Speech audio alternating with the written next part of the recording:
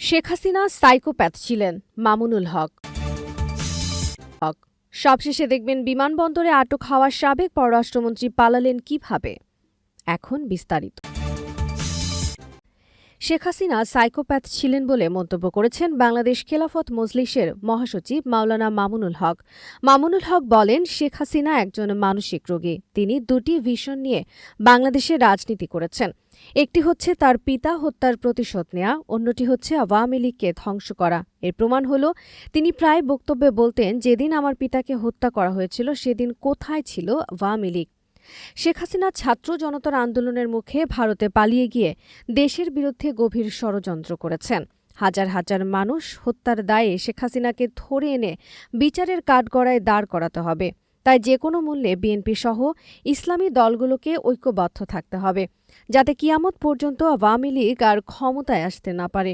নতুন স্বাধীনতা ধরে রাখতে সবাইকে ঐক্যবদ্ধ থাকতে হবে। মামুনুল হক বলেন, আওয়ামী লীগের যারা বলেছিলেন শেখ হাসিনা পালায় না, সেই নেতারা এখন কিভাবে মুখ দেখাবেন। মামুনুল হক বলেন, আওয়ামী লীগের বিচার হতে হবে, কারণ তারা জেনে বুঝে শেখ হাসিনার মতো একজন সাইকোপ্যাথ মহিলাকে ক্ষমতায় টিকে থাকতে সহযোগিতা করেছিলেন। মামুনুল হক আরও বলেন, ৫ অগস্টের পর জালিম ফ্যাসিবাদী শেখ হাসিনা বাংলার জমিন থেকে পালিয়ে তার পরম বন্ধু নরেন্দ্র মোদীর কাছে আশ্রয় নিয়েছে। এর আগে দেশের কোনো প্রেসিডেন্ট অথবা প্রধানমন্ত্রী দেশ ছেড়ে পালায়নি। এরশাদ জেল খেটেছেন, বেগম জিয়া অসুস্থ অবস্থায় কারাগারে ছিলেন, কিন্তু নেতাকর্মীদের বিপদে ফেলে পালিয়ে যাননি। এখন তো আর কেউ আওয়ামী লীগ করে না। যে সকল আওয়ামী লীগ নেতা দেশটাকে নিয়ে চিন্তা করতেন, বিবেক বুদ্ধি সম্পন্ন তাদের উদ্দেশ্যে তিনি বলেন, আওয়ামী লীগের রাজনীতি আর এই দেশে হবে না। নতুন নামে আসেন, রাজনীতি করেন, সমতার ভিত্তিতে বিবেচনা করা হবে।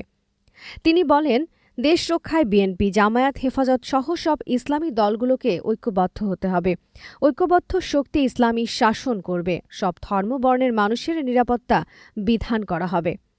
দেশে বিডিআর বিদ্রোহ সহ হেফাজতের উপর হামলা ও জুলাই গণহত্যার বিচার করা হবে। তিনি বলেন, শেখ হাসিনাকে দেশে ফিরিয়ে এনে বিচার করতে হবে, কারণ দেশের মানুষ শেখ হাসিনার বিচার দেখতে চায়।